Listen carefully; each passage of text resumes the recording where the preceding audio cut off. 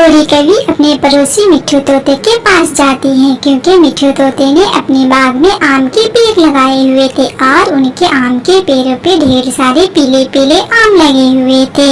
मिट्ठू तोते, मैं 2 दिन से बहुत ज्यादा भूखी हूँ। मुझे तुम अपने पेड़ से एक आम तोड़ कर के दे दो ताकि मैं खाकर अपना पेट भर लूँ। क्यों? मैं तुम्हें क्यों अपना आम तोड़ कर के दे दूँ? मैंने बड़ी मेहनत से ये आम के पेड़ लगाए थे, अब जाकर के इस पे फल आए हैं और तुम यहाँ मांगने के लिए आ गई हो। जाओ और खुद से मेहनत करो। मिट्ठू तोते, मैं तो तुम्हारी पड़ोसी ही हूँ, तुम्हारे पड़ोस में ही रहती हूँ। तुम अपने भूखे पड़ोसी का जरा सा भी ख्याल नहीं रखते हो। गोरी कवि, अगर मैं इसी तरह हर अपने पड़ोसी का ख्याल रखता रह गया तो फिर हमारे सारे के सारे आम यूं ही बढ़ जाएंगे और फिर मैं ऐसे ही खालीपन रह जाऊंगा और मुझे कोई मुनाफा भी नहीं होगा। मिट्ठू तोते, इसीलिए तो मैं तुम्हें गंदे और मोटी चोंच वाले तोता कहती हूँ। तुम 1 नंबर के गंदे और घमंडी तोते हो। ऐसे बोलकर गोरी कवि वहाँ से चली जाती है। वहीं दूसरी तरफ कालू कौवा बुलबुल के पास जाता है और बुलबुल से कहता है, बुलबुल, तुम मुझे अपने खेत से थोड़े से केले तोड़कर दे दो, मुझे बहुत तेज भूख लगी हुई है। कालू कौवे, तुमसे ये किसने कहा है कि तुम सारे दिन इधर उधर भटकते फिरो? तुम भी अपने खेतों में मेहनत करके इस तरह से केले उगा सकते हो। लेकिन तुम और गोरी कवि दोनों ने तो कसम खा रखी है कि हम कोई काम नहीं करेंगे, बस ऐसे ही मुफ्त की रोटियां तोड़ेंगे और पक्षियों के खेतों और बागों में जाकर उनके लगाए हुए फल को चुरा कर खाएंगे। बस बुलबुल, अब रहने भी दो। अगर तुम्हें केले नहीं देने हैं तो नहीं दो और मुझे 2-4 बातें इस तरह से न सुनाओ और मेरी इज्जत को इस तरह से न जलील करो। कालू कवि, मैं तुम्हें क्यों ऐसे ही मुफ्त में केले दे दूं? मैं तुम्हें केले नहीं देने वाली हूँ। तुम जल्दी निकलो यहाँ से और अपनी मनहूस शकल मुझे ना दिखाओ। कालू कौवा और बुलबुल दोनों में अच्छी नोक-झोंक हो जाती है। फिर कालू कौवा वहाँ से वापस अपने घर की तरफ चला जाता है। लो जी, मुझे बहुत तेज भूख लग रही है। मैं गई थी मिट्ठू तोते के पास उनके बागों में आम मांगने के लिए, लेकिन मिट्ठू तोते ने मुझे डांट कर वहाँ से भगा दिया है और मुझे आम भी नहीं दिया है। हाँ गोरी, मैं भी गया था बुलबुल के पास उनके खेतों में केले मांगने के लिए, लेकिन बुलबुल ने भी मुझे केले नहीं दिए, ऊपर से मेरी बेइज्जती भी कर दी है।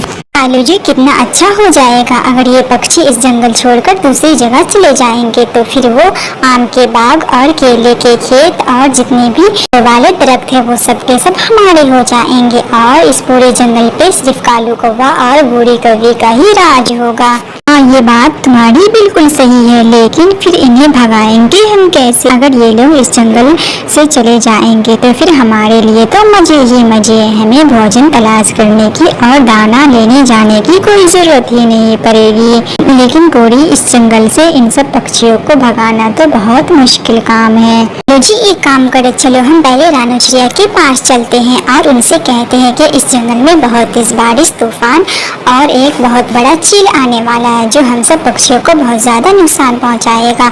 इसीलिए हम ये जंगल छोड़कर कहीं दूसरी जगह चले जाते हैं। रानू चिड़िया की बात तो जंगल के सभी पक्षी मानते हैं। रानू चिड़िया तोते और कबूतर से कहेंगे तो वो ये जंगल छोड़कर यहाँ से चले जाएंगे और फिर हम सब वापस आकर इसी जंगल में रहना शुरू कर देंगे। कालू कौवा और गोरी कवि दोनों रानू चिड़िया के घर की तरफ चले जाते हैं। रानू चिड़िया अपने घर के बाहर एक दरख्त पर बैठी हुई थी। वहीं पे कालू कौवा और गोरी कवि पहुँच जाते हैं। कौवा, कालू भैया और गोरी भाभी, आप हमारे यहाँ फिर भोजन मांगने तो नहीं आ गई है? अरे नहीं रानू, ऐसी बात नहीं है। एक बात पता चली है, इस जंगल में बहुत तेज बारिश तूफान आने वाला है। रात के अंधेरे में चील भी हमला करके पक्षियों को नुकसान पहुँचाता है। नहीं, मुझे तो कुछ भी नहीं पता है इस बारे में, लेकिन आपसे ये बात किसने कही है? चिड़िया, हमें ये बात कहीं से पता चली है। हमारे मामा जी ने हमें फोन करके बताया है। हम गोरी ने तो अपना सामान भी पैक कर लिया है। दूसरे जंगल जाने की पूरी तैयारी भी हो गई है। चिड़िया, अगर तुम्हें अपनी जिंदगी जीनी है और सुरक्षित रहना है तो इस जंगल को छोड़ना होगा। इसीलिए तुम भी अपना सामान पैक करके रख लो और जाकर जंगल के सभी पक्षियों को भी कह दो कि वो भी इस जंगल से जाने की तैयारी कर ले। फिर रानू चिड़िया वहाँ से उड़कर मिट्ठू तोते के पास जाती है।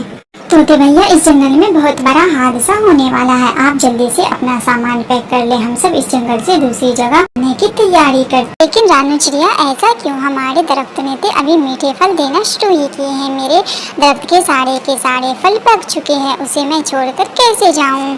तो भैया अगर आपको अपनी जान प्यारी है तो इस जंगल से प्लीज चले, इसीलिए आम से ज्यादा जरूरी आपकी जान है। अब आप सोच ले आपको इस जंगल से जाना है या फिर यहीं रहना है।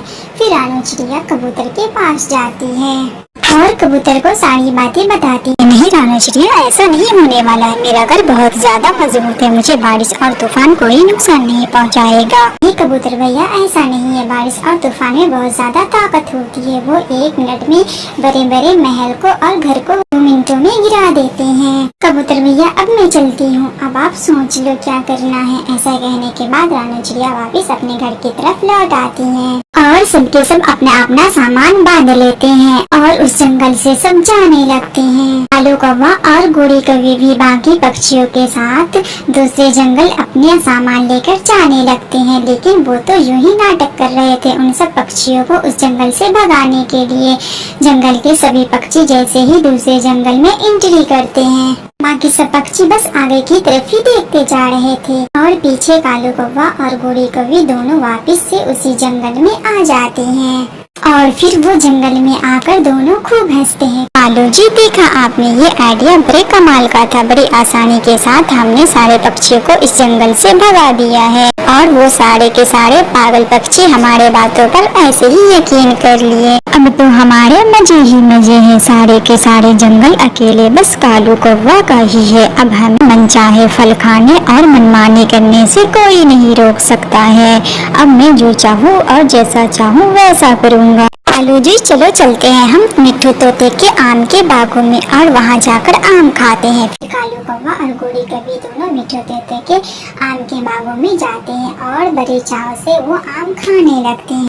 वाह, कितना मीठा और टेस्टी आम है, मेरा तो मन ही भर गया है खा खा कर। कितना मजा आएगा जब वो मिट्ठू तोता और कबूतर दोनों उस जंगल से वापस लौटेंगे तो उनके सारे के सारे फल खत्म हो गए होंगे। गोरी, उस बुलबुल ने हमारी बहुत बेइज्जती की थी, चलो हम उस बुलबुल के केले के खेतों में चलते हैं और सारे के सारे केले तोड़ करके ले आते हैं। फिर वो दोनों बुलबुल चिड़िया के केले के खेतों में चले जाते हैं।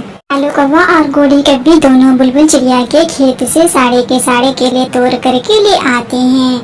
कालू जी, हमारे दिमाग में ये आइडिया पहले क्यों नहीं आया था? हम खामखा ऐसे ही अपनी बेइज्जत करवाते फिर रहे थे और खुद भूखे इधर उधर भटक रहे थे। हाँ गोरी, हमें पहले से ही ऐसा कुछ सोच करके प्लान बनाना चाहिए था जो हमारे लिए आराम और मेहनत न करने वाला काम हो। फिर वो सबके सब सो जाते हैं, रात हो जाती है। रात में बहुत तेज बारिश, आंधी तूफान आ जाती है। जंगल में बहुत तेज तूफान आया हुआ था। तूफान के कारण सारे पक्षियों के घोंसले इधर उधर गिरकर टूट चुके थे। कालू कौवा और गोरी कौवी के घर भी बहुत जोर जोर से हिल रहे थे। कालू कौवा और गोरी कौवी की आँख भी खुल जाती है। वो दोनों, गोरी, यहाँ तो सच में बहुत तेज तूफान और बारिश आ गई है, देखो हमारा घर कितने जोर से हिल रहा है, मुझे तो बहुत ज्यादा डर लग रहा है। हाँ कालू जी, बाहर बहुत तेज बारिश हो रही है, हमें घर से बाहर निकलना भी बहुत ज्यादा मुश्किल होगा। इतनी तेज बारिश में हम उड़ भी नहीं सकते हैं, तभी और तेज हवाएं आती हैं। कालू कौवा गोरी कौवी के घर को ऊपर से उठाकर नीचे जमीन पर गिरा देते हैं और उनका पूरा घर टूट जाता है। गोरी कौवी और कालू कौवा दोनों उसी घर के अंदर फंस जाते हैं और दोनों फूट फूट कर रोने लगते हैं। कालू जी, अगर इस जंगल में रानू चिड़िया, मिट्ठू तोता या फिर बुलबुल हो तो हमारी जरूर मदद कर और हमें इस मुसीबत से बाहर निकाल दे। गोरी, तुम सही कह रही हो, हमें हमारे झूठ बोलने की सजा मिली है। तो प्यारे दोस्तों, इसीलिए कहते हैं कि हमें पड़ोसियों का होना कितना जरूरी है। अगर हमारे पड़ोसी हमारे पड़ोस में रहते हैं तो वो हमारी मुसीबत, अच्छी और बुरी, हर वक्त में वो काम आते हैं और हमारी मदद करते हैं। आपका धन्यवाद।